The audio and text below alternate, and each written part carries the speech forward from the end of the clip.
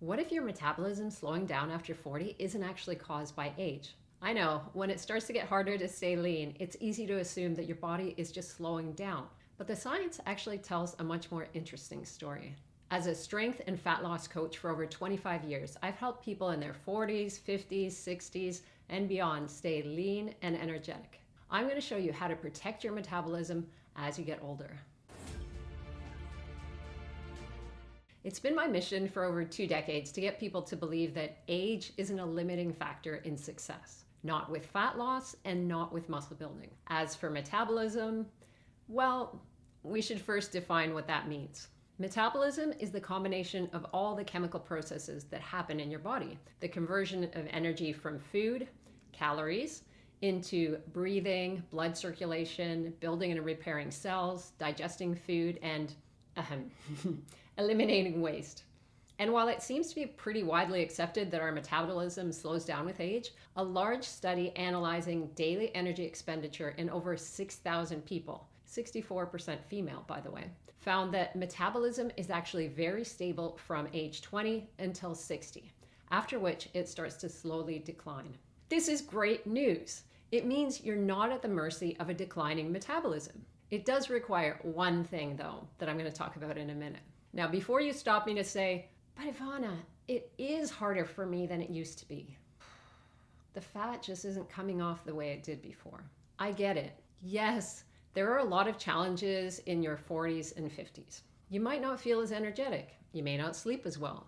Your recovery from exercise might be going down a bit. Most women from around their mid-40s and into their 50s are experiencing perimenopausal and menopausal symptoms like sleep issues, hot flashes or flushes, fatigue, mood issues like depression, anxiety, and irritability, brain fog, joint pain. There's a few more, but you get the idea. Not to mention, we're at a time in our lives when pressures are at an all-time high from work and family. You may find yourself not getting to the gym as often as you would like, or eating as well as you think you should be. Taking care of yourself seems like a job of its own, and in some ways, it should be. But a lot of the decline we see with age isn't inevitable. We don't automatically gain fat. We start to move less and don't compensate by reducing our calorie intake. But we will lose this one thing if we don't do anything about it, and that's muscle. And because muscle is a more metabolically active tissue, it burns more calories all the time, losing muscle means your metabolism is at risk. You've probably heard that starting around 40, we lose somewhere around 0.8 to 1% of our muscle mass each year. I actually use that stat a lot. But that data is based on average populations where few people are doing enough exercise. Only about 23.8% of women 45 to 64 and 29.9% of men are doing strength training. That's what you need to maintain your muscle as you get older. So if you're not doing it, it's time to start. While we know that our muscle mass won't stay the same from our 40s to our 80s, there are some natural physiological changes that do happen eventually. The degree of that decline depends a lot on how much physical activity you do. Masters athletes give us a clue about our potential. Research shows that highly trained athletes in their 70s and 80s have more muscle and less intramuscular fat than inactive people of their own age. Not that surprising, I guess. But what's more interesting is that these older athletes have levels of muscle mass and strength that are more similar to much younger people, often 20 to 30 years younger. One meta-analysis concluded that chronic exercise training preserves physical function, muscular strength, and body fat levels similar to that of young, healthy individuals in an exercise mode specific manner. Which means if you want to keep more of your muscle as you get older, you need to strength train.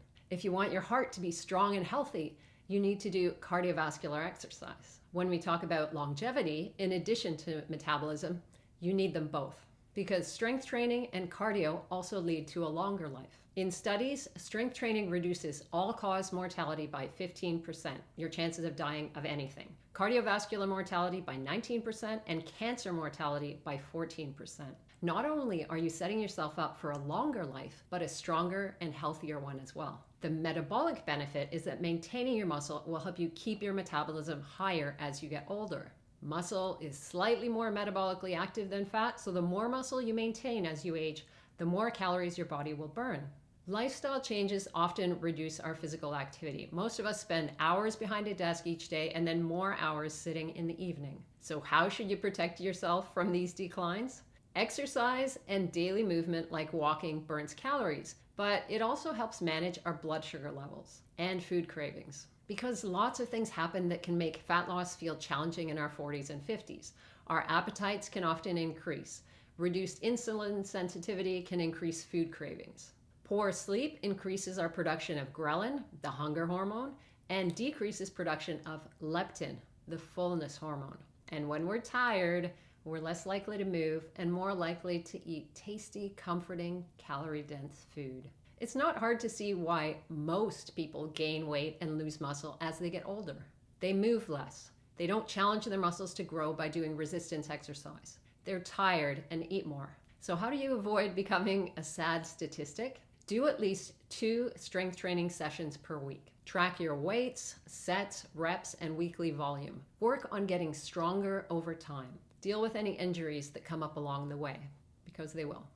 You want to stay as consistent as you can, so don't let minor setbacks hold you back. I'm going to have a video coming up where I'll give you some guidelines to put it together. In the meantime, you can get the free Lean and Strong 40 Plus plan where I give you an outline of what you should be doing for fat loss. Get it free in the description. You also want to add at least 150 minutes of moderate or 75 minutes of vigorous cardio activity per week, or some approximate mix of the two. This is the general health recommendation, and if you just do 2 weight training workouts and 150 minutes of cardio each week, you're ahead of more than 70% of people. With cardio, ideally you want to find something you enjoy so that you'll stick with it. Is there a martial art you've always wanted to try? I've done karate since I was a kid, and I keep that up because I love it. Many people in their 40s and 50s seem to be getting into jiu-jitsu these days, and one of my clients recently took up taekwondo in his 50s. It's never too late, really. I used to go to Latin dance classes, and I did Zumba when I was 8 months pregnant with my son. Is that still around? It was a lot of fun, even though I probably looked a bit silly. The point is, you can try something new or do the things you love. Challenging your body also gives your brain the stimulation you need as you get older. Exercise improves brain health, and physically active people are 20 to 40% less likely to develop dementia. And good physical and mental health is also greatly affected by your nutrition. Eat a balanced nutrition plan that includes enough lean protein, fiber, vegetables, fruit, nuts, seeds, whole grains, and primarily lower fat dairy. About 97% of people don't get enough fiber. Yikes. So the recommendation is about 14 grams of fiber for every 1,000 calories you eat. That's roughly 25 grams for women or about 38 grams for men based on their larger body size. Adding more vegetables and fruit will go a long way to getting you there. Plus, those are low calorie density foods that fill you up and help you stay lean. And if you want those nutrition habits to actually work consistently, the next piece is making sure your body is properly recovered. Prioritize sleep. Get 7 to 8 hours of sleep consistently. Try to go to bed and wake up at the same time each day. Staying up an extra 3 hours on the weekends and then sleeping in isn't a great habit, although we probably all do it once in a while, at least for special occasions. Now, if you're doing all the right things for sleep, but it's still not happening, or you're not feeling rested despite sleeping at least 7 hours, see your doctor. About 2 to 5% of women and 3 to 7% of men have sleep apnea, and up to 90% are undiagnosed. For perimenopausal, menopausal women with sleep problems due to vasomotor symptoms like night sweats, there are hormonal and non-hormonal treatments that may be helpful. See your medical doctor, not a chiro or a naturopath. Find ways to manage your stress. Stress is always going to be a part of life. Learning to accept the things you can't change and work on the things you can change is a good start. Some of us learn to do that naturally as we get older, but it's always good to have a reminder. Practicing mindfulness not only improves stress resilience, it improves your decision making when it comes to food, training, and recovery. Now, I know a lot of people shut off when I start talking about mindfulness, but it's much more simple and practical than you might think. What I've always liked about mindfulness is that it doesn't require you to clear your mind. It's really just about paying more attention. That's why it's a key skill that I teach to my clients to help them deal with overeating and manage their stress. So you can give in and start talking about how your slow metabolism is stopping you from losing fat. Or you can protect your metabolism with the strategies I've just given you. The next step is building muscle so fat loss becomes easier. Watch this video where I show you exactly how to do that.